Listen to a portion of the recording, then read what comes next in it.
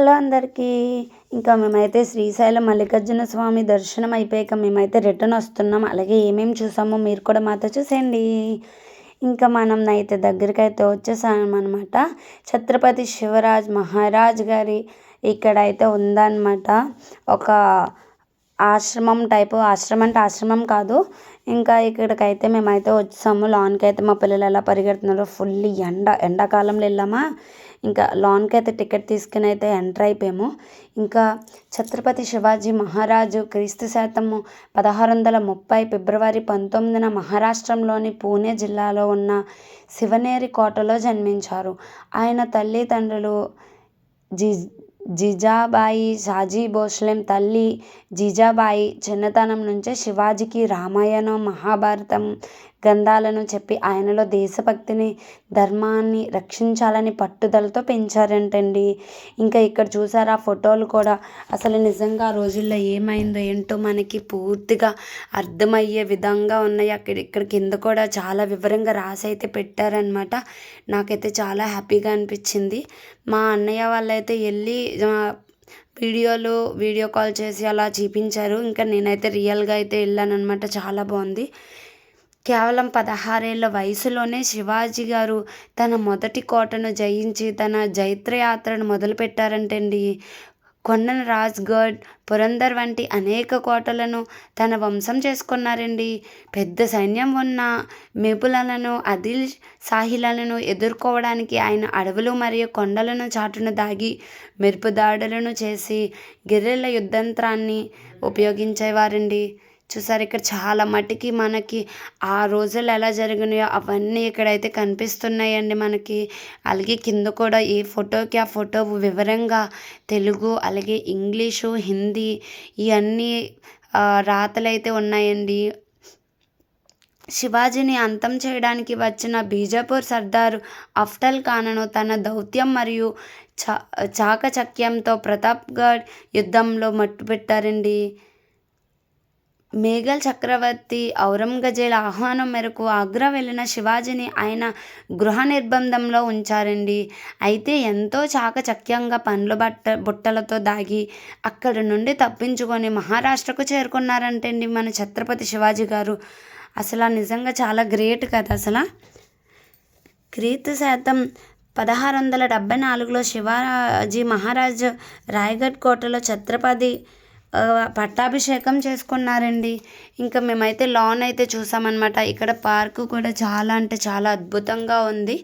ఇంకా మేమైతే ఆ లాన్ చూసాక ఇంకా ఈ బిల్డింగ్కి అయితే వచ్చామన్నమాట. ఇక్కడ ఏంటంటే శివాజీ గారు ఇక్కడ ధ్యానం చేస్తున్నారనమాట. ఇంకా ఈ లాన్కి వెళ్ళటానికైతే చాలా అంటే చాలా సైలెంట్గా అయితే ఉండాలన్నమాట. ఇంకెక్కడ అయితే చాలా బాగా పెట్టారండి గుర్రాలతో బొమ్మలు, ఏదో రియల్గా ఉన్నట్టు. అలాగే పిల్లలు ఆడుకోవడానికి ఏమో బయట జారీ బల్లలు ఇవి కూడా ఉన్నాయి. ఇంక ఇక్కడ మాత్రం లాన్కి వచ్చేసరికి చాలా నిశ్శబ్దంగా ఉండాలి అని అయితే చెప్తున్నారు. ఇంకా మా పిల్లలు వచ్చి సౌండ్లు చేస్తుంటే సైలెన్స్ ప్లీజ్ అని చెప్తున్నారు.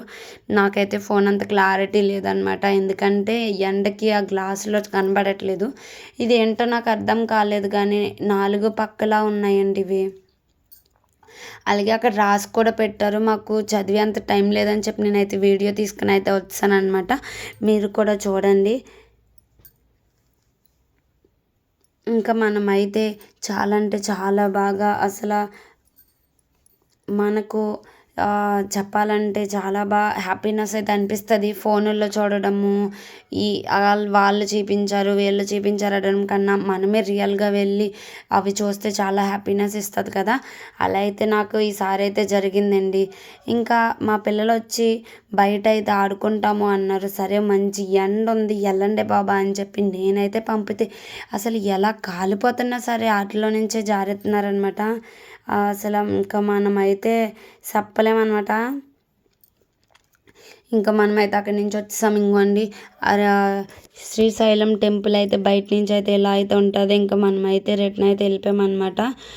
వెళ్తూ ఉంటున్నాము. ఇంకా ఇక్కడికి వచ్చేసరికి మనము నిజంగా నా జీవితంలో మర్చిపోలేని రోజు అనమాట. ఎంత ఎండైనా సరే జనం చూసారా కిటకిటలు ఆడుతున్నారు. కారుల్లో ఏంటి, ఆటోల్లో ఏంటి, ఇంకా మేమైతే దారిలో సాక్షి గణపతికి టెంపుల్కి అయితే వచ్చామండి. ఇక్కడ కూడా ఖాళీ లేదనమాట. చూడండి లైన్లో అయితే ఉన్నామన్నమాట. చాలా అంటే చాలా బాగా జరిగింది. మనము శ్రీశైలం వెళ్ళి ఆ స్వామివారిని దర్శించుకొని తిరిగి వచ్చే సమయంలోని ఇక్కడ మనమైతే టెంపుల్కి వెళ్ళి విఘ్నేశ్వరుడా మేమైతే శివయ్య తండ్రి దగ్గరికి అయితే వచ్చాము, నువ్వే సాక్ష్యము అని అయితే మనం చెప్పుకోవాలంటే అండి. ఇంకా మేము కూడా అలా అయితే వచ్చాము. ఇక్కడైతే జడ పెరగడానికి మూలుగులు, అలాగని రుద్రాక్షలు ఇవన్నీ అమ్ముతున్నారనమాట. ఎక్కువగా చెప్పాలంటే నిజంగాని ఎండాకాలంలోని ధరల ఫ్యాక్టంలో తగ్గిన అసలు ఆ నీళ్ళ కన్నా మామిడికాయలే తక్కువ రేట్లో ఉన్నాయి తెలుసండి అసలు. ఇక్కడ వాటర్ బాటిల్ రేట్ల కన్నా ఆకాశాన్ని అంటుకుంటున్నాయేమో కానీ మామిడికాయ రేట్లు మాత్రం భలే ఉన్నాయి. ఇంకా అలాగే కొండపైన ఉన్న మనం సుబ్రహ్మణ్య స్వామివారి, అమ్మవారి టెంపుల్, శివయ్య ఇవన్నీ చూసేసుకున్నాం అనమాట అండి. ఇక్కడైతే మన చేతులతోని ఇంక ఏదైనా డబ్బులతోనేనండి. ఒక చిన్న చెంబు మనం డబ్బులతో అయితే కొనుక్కొని అయితే అభిషేకం చేయాలి. ఇంకా మనమైతే ఇంకా ఇక్కడి నుంచి అయితే ఒక టెంపుల్స్ కూడా దర్శించేసుకొని మనము ఇంకైతే ఎంటర్ అయిపోతున్నాం అనమాట మళ్ళీని. ఇంకోటి బాగా లాన్కి వెళ్ళాలి, అదైతే చాలా లేట్ అవుతుంది అని చెప్పి ఇంకా అదొక్కటి చూడలేదన్నమాట మేము. ఇంకా మనమైతే శ్రీశైలం డ్యామ్ అండి ఇది. ఇంకా డ్యామ్ కాడికి అయితే వచ్చేసాను నేను. అసలు చాలా అంటే చాలా హ్యాపీగా అయితే అనిపించింది ఆ డ్యామ్ దగ్గర.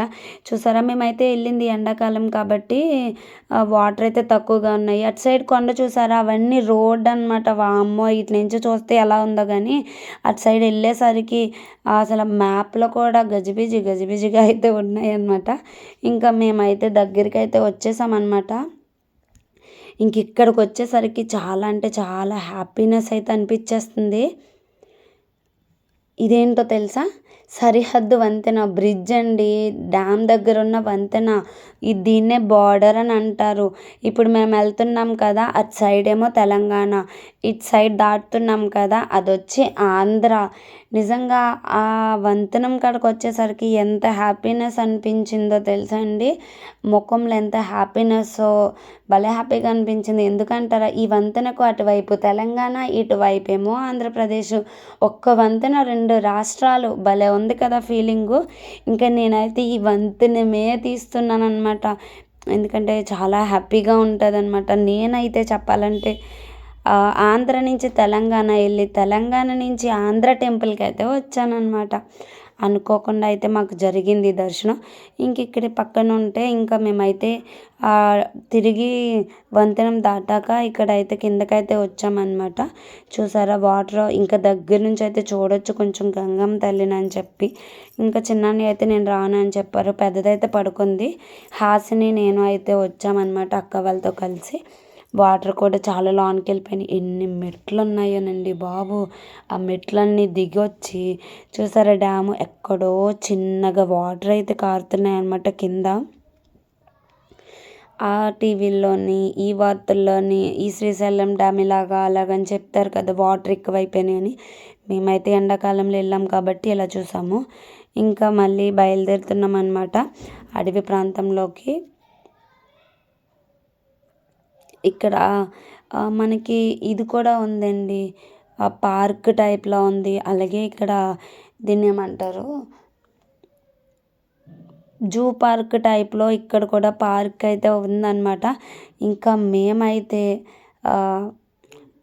అడవిలోకి అయితే ఎంటర్ అవుతున్నాం అన్నమాట. స్టార్ట్ అయిపోతున్నాం, అందరూ వస్తున్నారు. మేము అనుకున్న వామ్మో, మేము వెళ్ళే దారిలో అయితే ఎవరిదో ఒకరిది కార్ అయితే ఆగిపోయిందనమాట. అసలు అడవి మార్గంలోని నల్లమల్ల అటవీ మార్గంలోని ఈ ఘాట్ రోడ్లో డ్రైవ్ చేస్తూ కారులో నుండి తీసిన చెట్లు, లోయలు, విజువల్స్ ఓయమ్మో.